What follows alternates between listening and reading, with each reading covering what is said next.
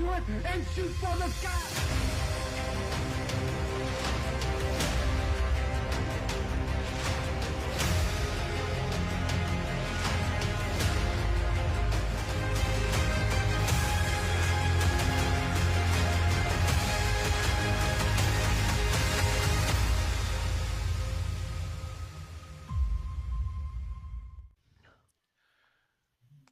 All right, and we're live. Hello and welcome to the Ring Post Daily Podcast. You're listening to myself, the new RPD Prophecy Champion.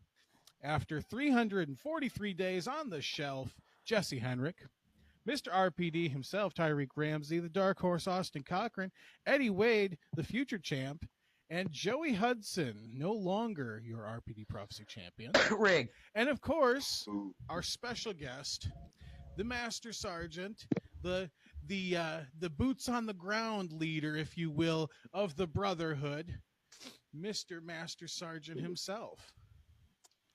The greatest American hero since Kurt Angle. And if memory serves, still the Brotherhood champion, correct? Of TSW? The Brotherhood champion, literally the greatest Brotherhood champion of all time. And not to mention, of course, the Triple Crown champion that TSW. Yes, the newly triple crowned. That just happened a couple weeks ago, wasn't it? Absolutely. And like I say at all TSW shows, the greatest American hero since Kurt Angle. The greatest American hero. I like that. All right.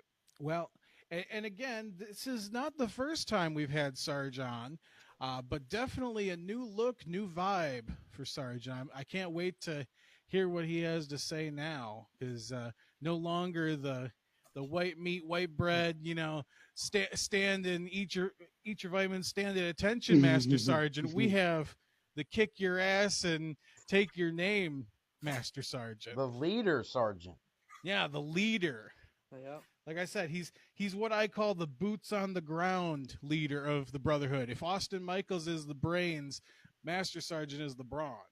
Me and Austin Michaels are the smartest men alive, is what I like to say right around these parts.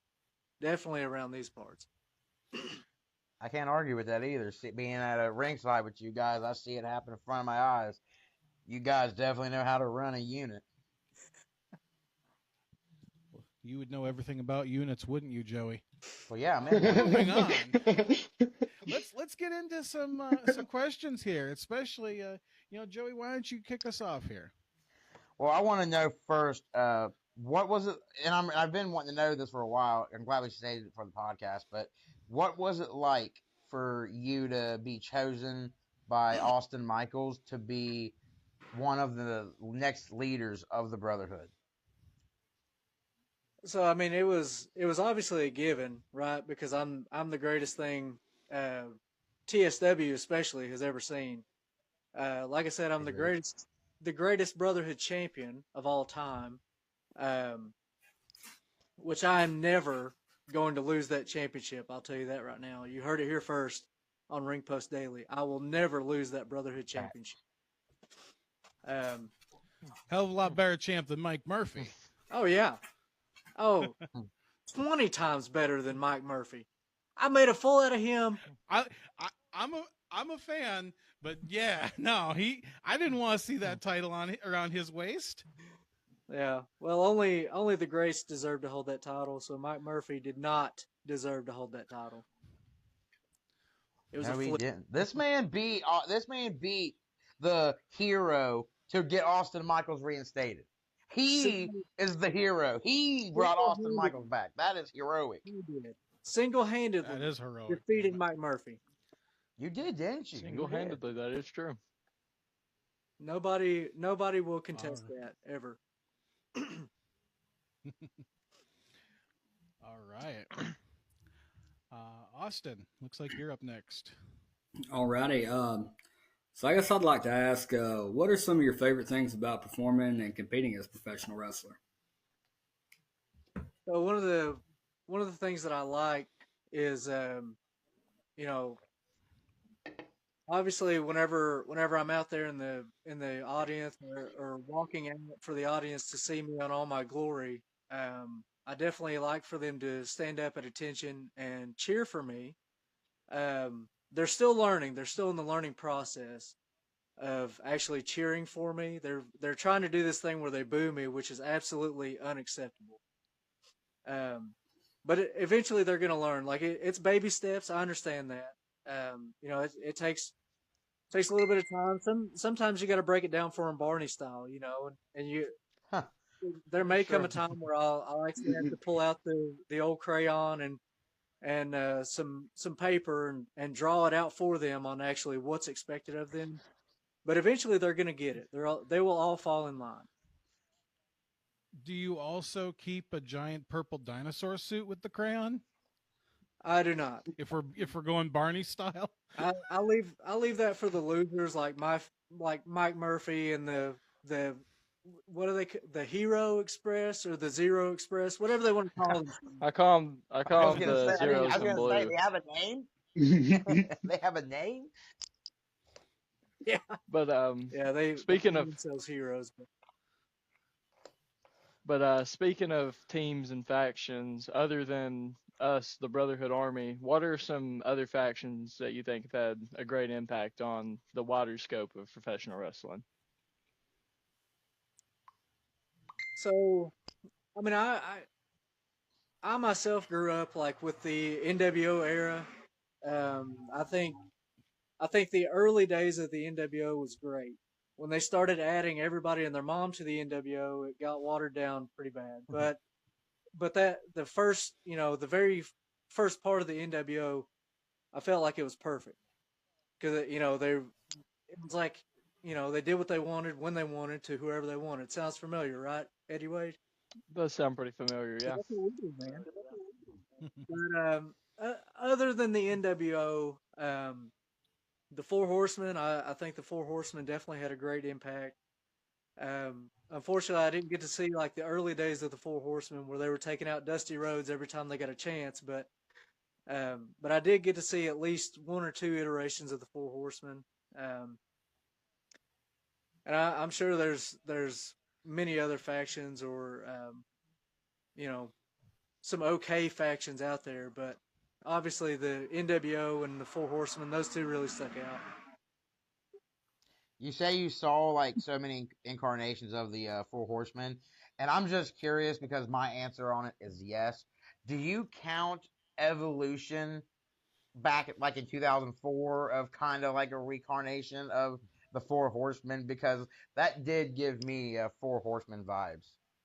So, well, I mean, it definitely had the Four Horsemen vibe because obviously you had Ric Flair in there, and I loved Evolution. I think some things could have been a little bit better or a little bit different during the Evolution time frame, but the overall concept of Evolution, I thought it was pretty awesome. Especially for its time. It's funny.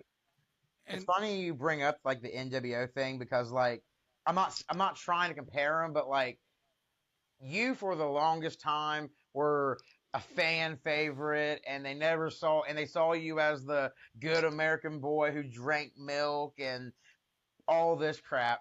And when you turned on Mike Murphy, and I remember being out there when you turned on Murphy and joined the Brotherhood, it was like, oh my God, I can't believe that just happened type of moment. And if you go back and watch Hogan join the Outsiders, it kind of gives you like that same vibe, like, oh my God, what am I seeing? I never would have thought Definitely that was get gonna those vibes, definitely.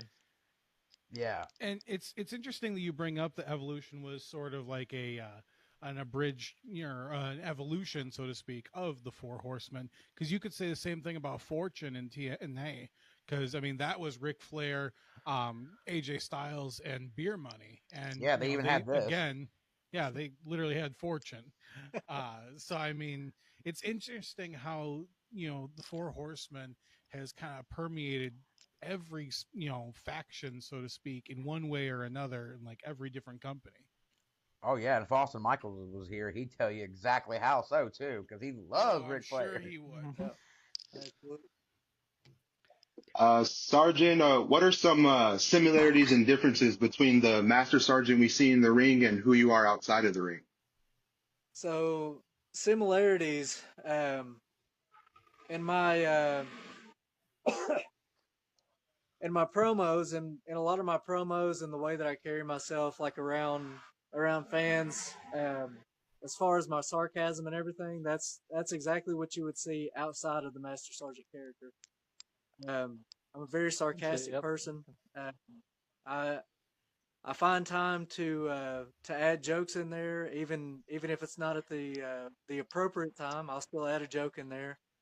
Um, let's see other similarities. Um, I don't, that's one of the. Do you enjoy being a heel? It's literally my favorite pastime. I love it. Yeah. I feel like you were born to be a heel. Like I really do. But like no offense, you could pull off going out there and being the fan favorite and the guy they hate the most. But like when I see you out there and they're sitting there booing you and you're just letting that all In his soak in. I'm element. like, this guy was made to be the bad guy. Like And some people are. Some people can do both, and some people are just really good at doing one. And I think, Master here, I think he's one of those people who's blessed enough to do both. I do want to ask, though, before we move on, I was wondering how important the heel turn was to you, like personally, in your own, opinion of your character. And did you feel like you were getting stale and you wanted that change? Or did somebody kind of approach you and say, "Hey, why don't you try this?" So, so I felt the Master Sergeant character wasn't getting. I felt like I was stuck in the mud. Because you can only do so much going with that character and having that character be a baby face. And I knew myself, like my inner workings and just military background and everything, like uh, drill sergeant wise and leadership wise in the military. Like there's a lot of times where you can't be the sunshine and rainbows kind of guy, and you got to give it to these people straight, whether they want to hear it or not. And so I knew it was going to happen. And so eventually it did, and I'm thankful for it. Fair enough. I want to, like, real quick, and this was an accident. It wasn't even planned. But one of my favorite Master Sergeant, like, quick story, the funniest thing I've ever seen him do was we were at PSW in a float contest. And Master Sergeant is in ring gear, looking like a general, looking like he's ready to run some laps with his army.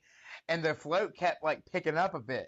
So Sergeant starts running and running. I swear on my life, it looked like the gimmick was coming to life.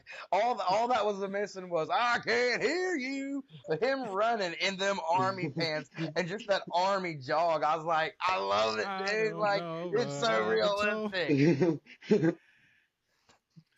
I just kept looking over him, cracking up. I was like, dude, he's busting me up so bad right now, and I don't even think he's meaning to run like that. It was just awesome.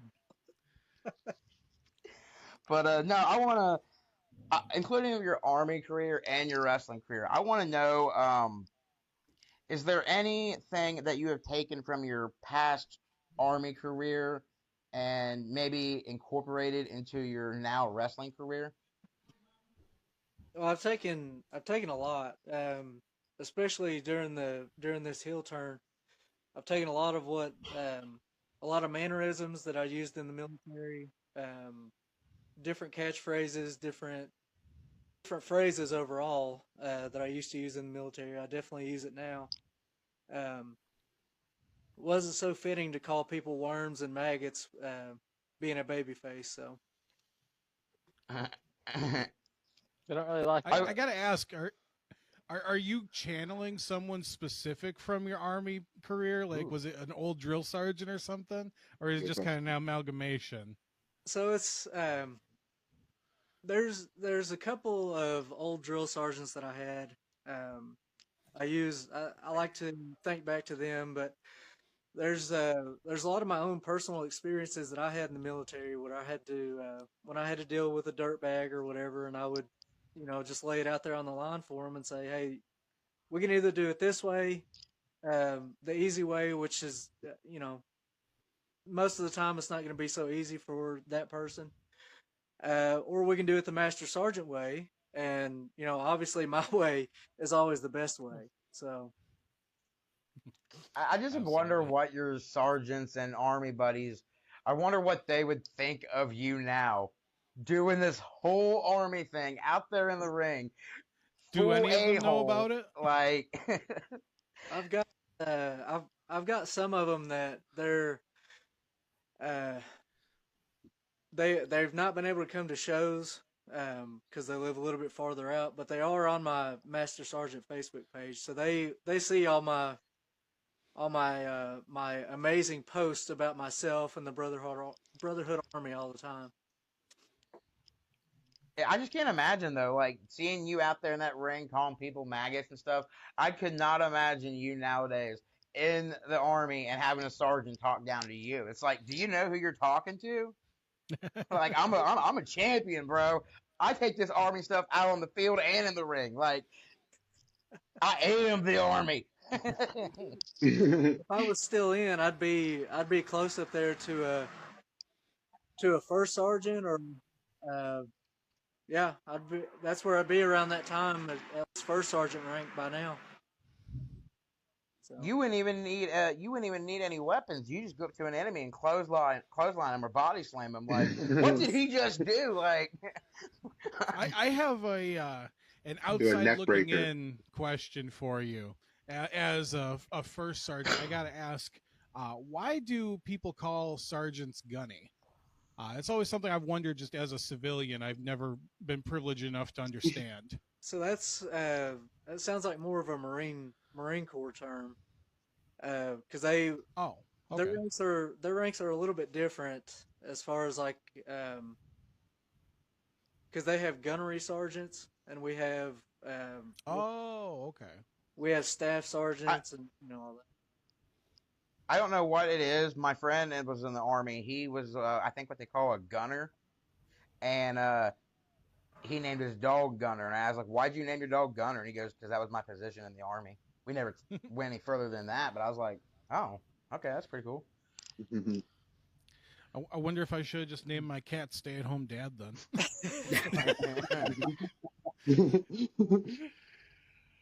But yeah, actually, if I may, kind of, I guess, like to caveat off of the military talk here. As a military veteran myself, I wanted to start off by saying thank you for your service. Absolutely. Absolutely. And I just wanted to ask, just out of curiosity, what was it that inspired you to enlist and serve? So what really inspired me to enlist was my dad was in the Navy and he served probably I think about 23 years. Wow. Wow. And he served during Vietnam. He was one of those that got affected by Agent Orange, and he ended up getting cancer from that. I'm And very sorry. yeah, I don't want to say suddenly, but eventually he did pass away back in 2005. But I mean, my whole time growing up was just going through pictures and seeing him like in different areas, different parts of the world, and like it. I told him when I was when I turned 18, I would tell him that when I turn 18, I want to join the military or whatever. And he would push it off, and my mom would tell me that she didn't want me to join and all that because of everything my dad had seen. And so I waited a couple of years after they passed before I made the final decision and said, I told him I wanted to do it when I was a young kid, and so I'm going to do it now. So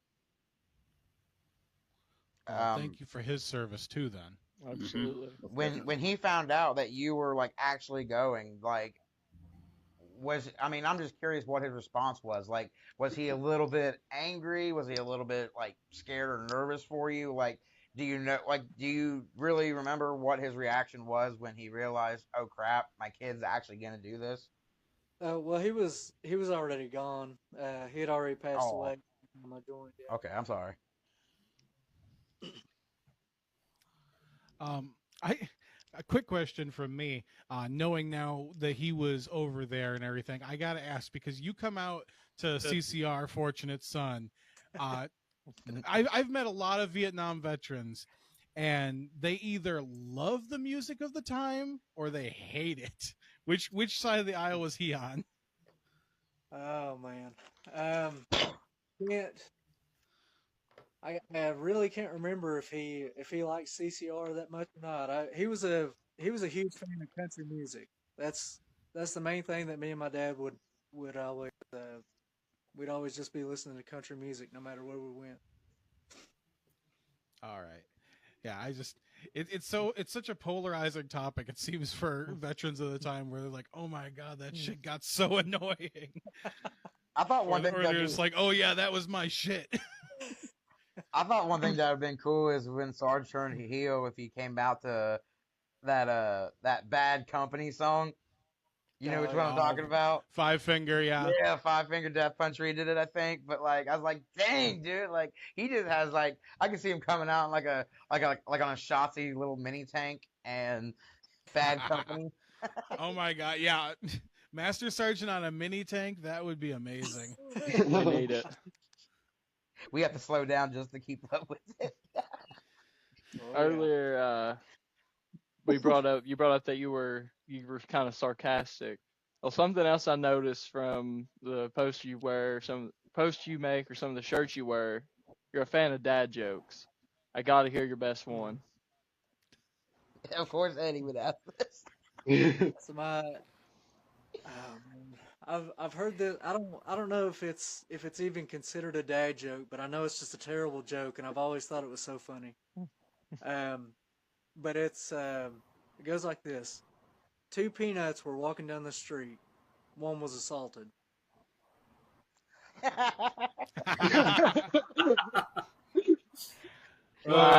the other resident dad on the podcast, I just have to throw mine out here.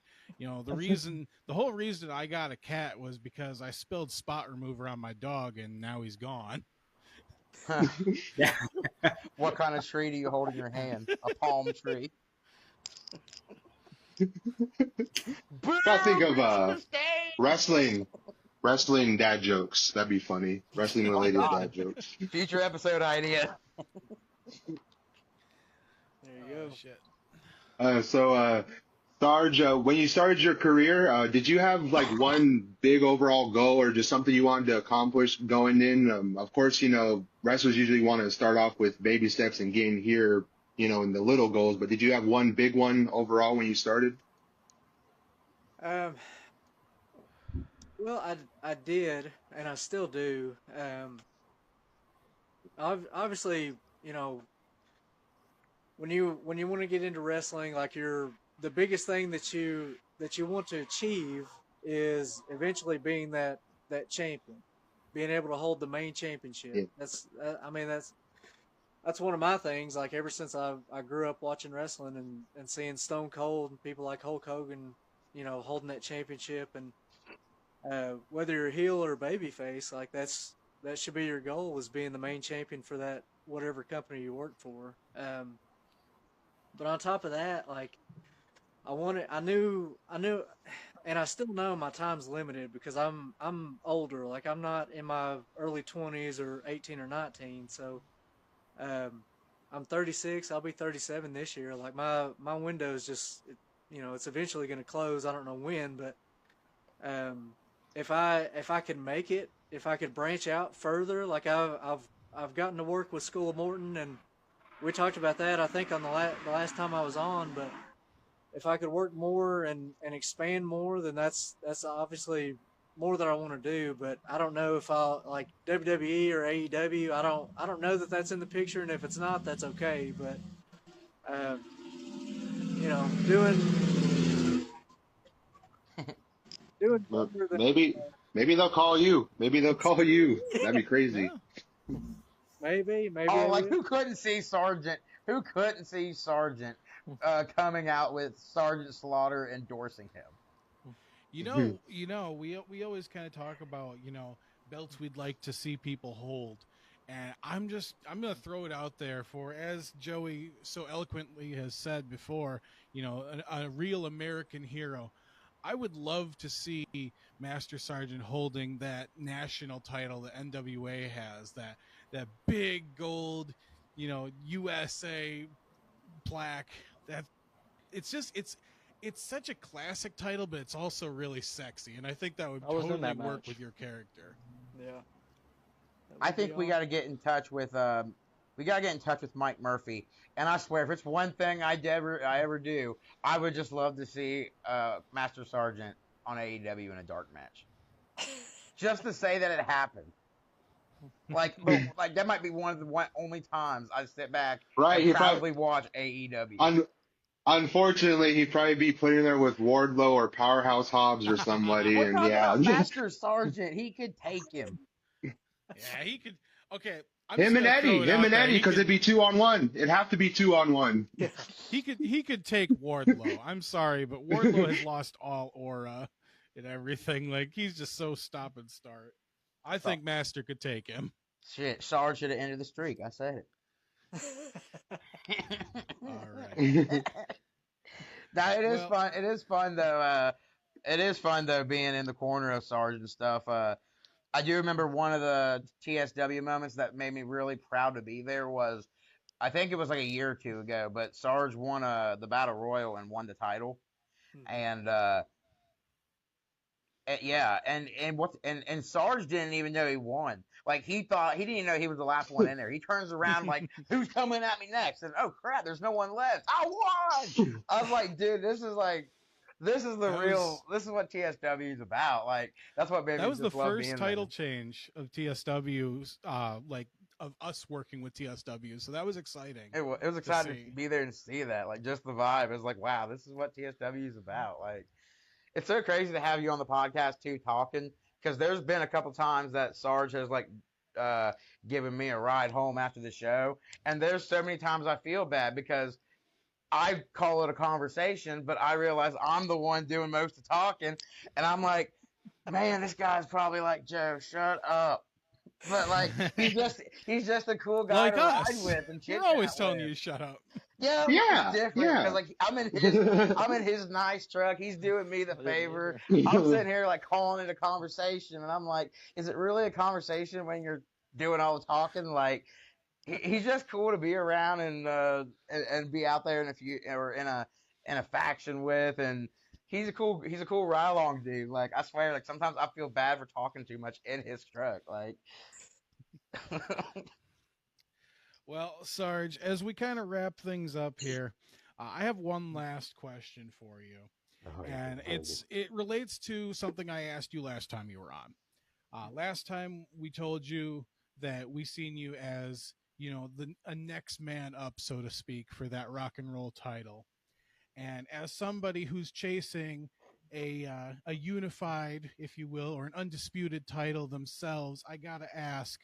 Is that something that you're actively campaigning for? Is a shot at now Repic, the new champion? So I hold the gold for gold, so I can cash that in at any time. So It's true. I forgot about that. yeah. So I didn't.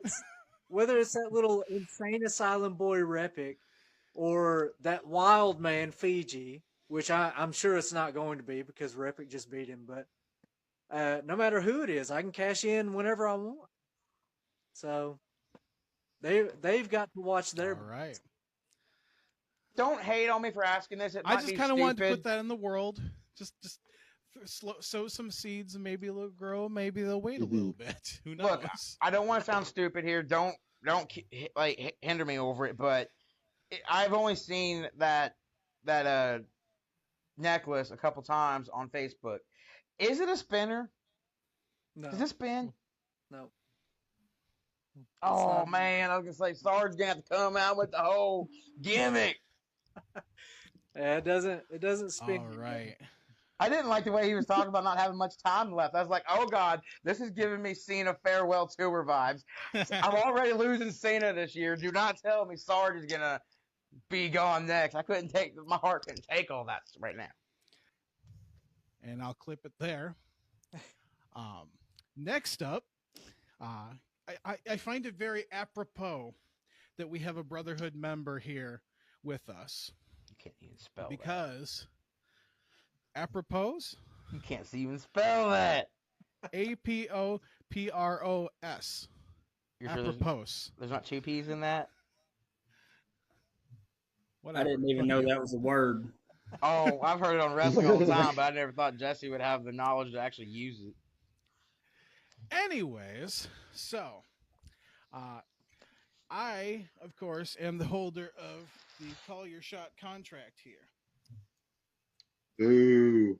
And this little contract right here gives me the ability, and this is the only way that someone in Ring Post Daily can become a double champion, can become the first ever undisputed world champion of RPD. Piss break. And it's all mine. And so now I hold the power to challenge one person to a 1v1 match. No advantages, no nothing. And may the best man win. And if I win, I become that undisputed champion. So now it is my privilege to announce the person who I will be challenging, for that title, for that vacant Ring General title. And this is a man that grew a lot in 2024. It's a man I respect. And I think it's a man that might be shitting himself a little bit because he's scared. But yeah, so this is a man who unfortunately lost his title on January 4th at the last Supercard. And that man is Eddie Wade. Not who I thought you were going to pick. Wow. So Eddie Wade, do you accept my challenge? I accept. Or are you going to wuss out? Oh no, I accept. Oh yeah. All right. Eddie, you better win that ring. You better win that ring. Any words of wisdom for him, Master Sergeant, as his commanding officer as he goes into this 1v1, the first ever 1v1 of RPD's history? He already knows that he's got this in the bag. He doesn't have to worry about anything. Absolutely. That's enough said. Enough said. All right. Okay. Well, thank you, Master Sergeant, for being here for that. I'm glad that he was able to accept and he didn't wuss out. I was worried about that, and I was happy you were here to maybe talk him into it if he needed a little bit of a nudge. But no, Eddie Wade's a man, and he's not straying away from the challenge. So Yeah. I like it. Again, you're welcome to stay with us if you'd like. Otherwise, we are going to be predicting the New Japan Wrestling Battle in the Valley card. All right, gentlemen, you have a good evening. You too. All right, you too as well, sir. Thank you very much. See y'all. Stay safe. See ya.